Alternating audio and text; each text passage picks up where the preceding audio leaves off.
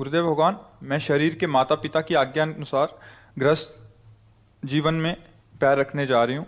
महाराज जी, मेरा मार्गदर्शन करें कि मैं आगे उस घर में कैसे भक्ति भाव को बढ़ाते हुए श्री जी की सेवा करते हुए। पहले तो उस घर के माहौल को तो समझिए जा करके, फिर बाद में प्रश्न करना कि जिस घर में आप जा रहे हैं पहले उस घर में जाइए और वहां घर का माहौल देखिए, फिर आके प्रश्न करो कि ऐसे माहौल में कैसे भक्ति करें। कैसा माहौल है? भक्तिमय माहौल है या भक्ति विरोधी माहौल है? भक्ति मार्ग का ही माहौल है महाराज जी। हाँ, तो उसमें फिर क्या, भगवान की बड़ी कृपा है। यदि सास ससुर पति परिवार के जन भक्ति का विरोध नहीं करते तो मानो भगवान की विशेष कृपा है, क्योंकि कलयुग में प्राय ऐसे परिवार वाले मिलना, घर वाले मिलना बड़ा मुश्किल है। अब भक्ति का स्वरूप सिंहासन में रखे हुए केवल ठाकुर जी को ही ना समझे, अपने सास ससुर में भी भगवान का ही भाव रखे, पति में भगवान का भाव रखे। परिवार को सुख देने से हमारी भगवत भक्ति पुष्ट होती है। अब आप नई अवस्था है, सुबह से पूजा में बैठ गए, वयोवृद्ध परिवार के जन, उनको चाय चाहिए, नाश्ता चाहिए, सेवा चाहिए, तो ऐसी भक्ति प्रवृत्ति मार्ग में नहीं करनी चाहिए।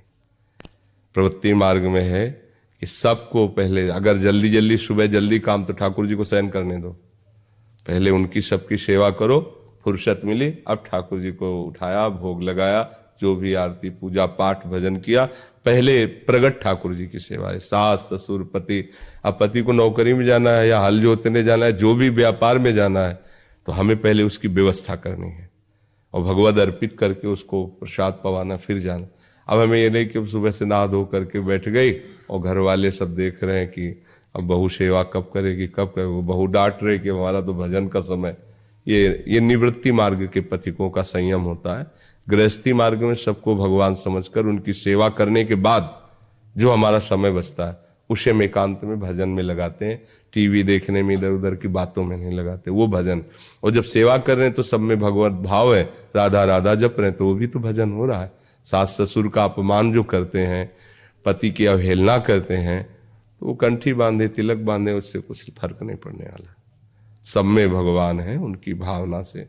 अपने माता पिता का जैसा प्यार तुम्हें मिला ऐसा प्यार तुम अपने ससुर को दो, अपने सास को दो।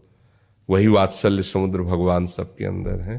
पर आजकल नए बच्चे, तुम मान लो आप भक्त हो तो प्रश्न किए हो, नहीं तो उनका पहला प्रश्न रहता है कि एक है हमारे परिचय के, तो जब ब्याह की बात हुई तो उन्होंने कहा अपने पति से, जो पति बनने वाला लड़का था, कि हमारे सामने तुम्हारे मम्मी पापा नहीं आएंगे, हमारे रूम में नहीं आएंगे, हम उनको चाय बना के नहीं देंगे, भोजन बना के नहीं देंगे। ये शर्त हो तो हमसे ब्याह करो, मैं मत करो। वो आके यहाँ रोए तो हमका मत करो भाई। तो बोले क्या करे, पहले ही उसकी शर्त आ गई है कि ऐसा। वो पूरे हिले परिवार थे, पूरे वो सब 16 चांदी पहराए आए थे, तब उसका वहां से फरमान आया कि हमारा ऐसा ऐसा। अब बोले वो भी तो बच्ची है, कमरे में नहीं आएंगे हमारे, और कुछ दिन बाद कह देगी पूरे घर में इनकी सूरत नहीं दिखाई देनी चाहिए जब ब्याह हो जाएगा। क्योंकि आजकल बच्चे कौन सेवा करना चाहते हैं। तो ये तो बड़े भाग्य कि आप जैसी उनको बहू मिली है और आप बहुत आदर पूर्वक सबकी सेवा करें, तभी गुरु की और इष्ट की प्रसन्नता होगी।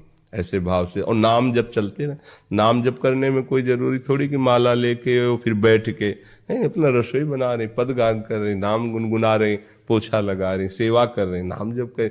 वयोवृद्ध है, वो कपड़े धो, अरे रुक जाइए, आप जाइए, हम तो सब में प्रभु की भावना करें। वो कपड़ा धोना तुम्हारा बहुत बड़ा भजन हो जाएगा। पर ऐसे भाव बहुत कम होते हैं, बहुत कम होते हैं। बूढ़े हो जाते हैं माता पिता, तो उनको रोटी तभी मिलेगी जब लड़कवा खिलाएंगे दरवाजे में बैठे। अगर वो नहीं खिलाएंगे तो उनको चाय नहीं मिलेगा, भोजन नहीं मिलेगा। ऐसा मिले हैं वृद्ध लोग, बताया है कि वो तो हलवा और दूध पी करके जा रहे हैं और हम देख रहे हैं हमारे सामने चाय भी नहीं आ रही, और उन्हीं का सब कमाया हुआ है। और बोले तो निकलते निकलते उनको डांट दे, चुप, तुम्हें क्या, हम जा रहे हैं, आप ही समय काम है, यहीं तो बैठे रहना, तुम्हें डांट। एक वृद्ध ने बताया कि चाय हमारे सामने बन करके आ गई, अब हमें वो शौच स्नान जाना है, पर उनके पति पीते तो उसी समय आ गए कि पीना है पियो, नहीं तो ठंडी है तो फेंक दो।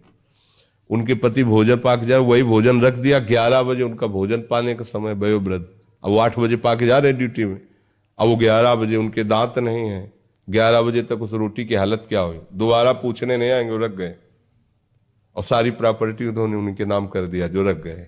अब उनके पास कुछ है नहीं, अब वो जो दें सो खाओ। तो नमकीन रखते थे, उसी चबा के पानी पी लेते थे, क्योंकि रोटी खाने लायक नहीं, दांत ही नहीं। ऐसे हो रहे थे वैसे, बस फिर रो रो के बताया कि ऐसा ऐसा ऐसा। ऐसे भगवान थोड़ी मिलते हैं।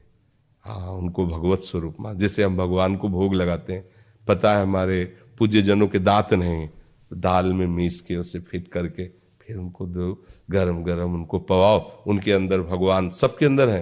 अहम वैश्वानरो भूता प्राणी नाम देह माश्रिता।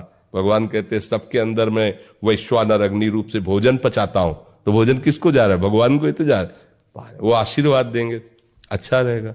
बड़े बूढ़ों का अपमान करने वाले बच्चे कभी सुखी नहीं रह सकते, क्योंकि उनके भी बच्चे जो होंगे ना, वो उनसे ज्यादा उनके साथ हिसाब करेंगे। जैसा उन्होंने हिसाब किया ना वैसे ही। इसलिए बहुत बढ़िया है, खूब नाम जप करो, सबकी सेवा करो। सनी खन्ना जी दिल्ली से। श्री हरिवंश महाराज जी, जुगल किशोर जी की कृपा से प्रेम मार्ग की उत्तम व श्रेष्ठता का बोध हुआ है। उसके उपरांत भिन्न भिन्न मार्गों में रुचि उत्पन्न हुई है। मुझे लगता है अभी मेरे मन की वह स्थिति नहीं है कि एकाग्रता से केवल भक्ति मार्ग पर चल सकूं। महाराज जी, क्या भक्ति के साथ कर्म, अष्टांग योग, तंत्र, ज्ञान आदि मार्गों पर चलना चाहिए या केवल भक्ति मार्ग को ही पुश करना चाहिए? एक मार्ग कोई भी चयन कर लो, एक मार्ग शौशी परमात्मा की उपासना के मार्ग है। एक मार्ग, कई मार्गों में कैसे चल सकते हो? विषय में फंस जाता हूँ, सिर्फ भक्ति करूँ है, सिर्फ भक्ति करूँ तो विषयों में फंस जाता तो हूँ। भक्ति योग को जाना ही नहीं तुमने। भक्ति से बढ़कर के निर्विषय करने वाला कोई योग नहीं, क्योंकि जितना विषय होता है सब अहंकार में होता है, और भक्ति में तो सीधे प्रभु के चरणों का दासत्व आता है। इसमें क्या, योगी को अहंकार हो सकता है, योग का, ज्ञानी को ज्ञान का हो सकता है, लेकिन भक्ति का स्वरूप यही है, अति दैन्यता, प्रभु के चरणारविंद में आम का समर्पण, ऐसा सहज और उत्तम मार्ग।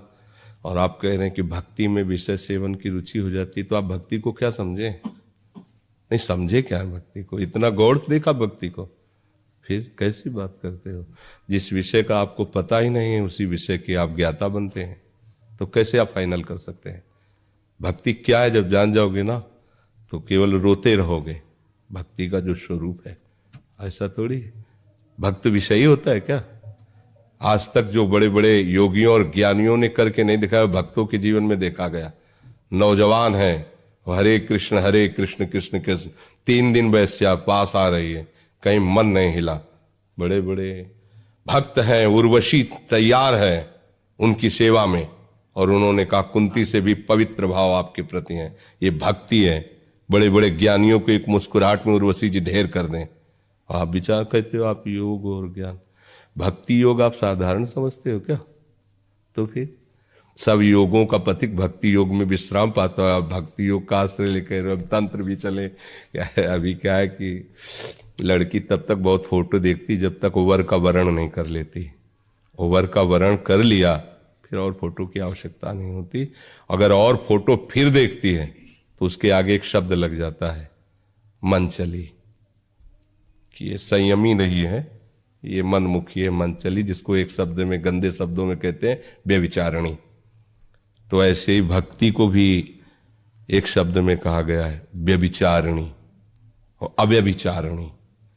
जो भगवान की अनन्य भक्ति वो अव्यभिचारिणी होती है, और जो सब भक्ति में व्यभिचार दोष नहीं होता। आज तक काम को शांत करने का सबसे सहज और सरल उपाय जहां पाया गया वो भक्ति पाई गई। लास्ट 5 अध्याय का जो फल लिखा हुआ है उसमें, भागवत में, उसमें लिखा है प्रभु श्री कृष्ण की ये रसमयी लीला का जो गायन करता है वो हृदय रोग से रहित हो जाता है, निष्काम हो जाता है। चतुरासी जी महाप्रेम रस, उसके गायन का फल लिखा है, भवजल निधि को नाव, काम पावक को पानी। और आप कह रहे हैं कि भक्ति में विषय, आपको कैसी भक्ति का परिचय मिला है? भक्ति में कैसी बात करते हो? भक्ति का अंकुरण जहां हुआ, नहीं खान पान ते भावे है, नहीं उस कोमल वसन सुहावे है, सब विषय लगे ते खारा है, हर यासिक का मग्न आ रहा है। कैसी आप भक्ति का क्या परिचय प्राय?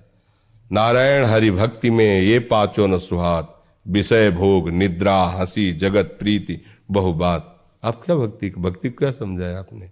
समझिए, पूरा जीवन निकल जाएगा फिर भी फाइनल नहीं समझ पाओगे।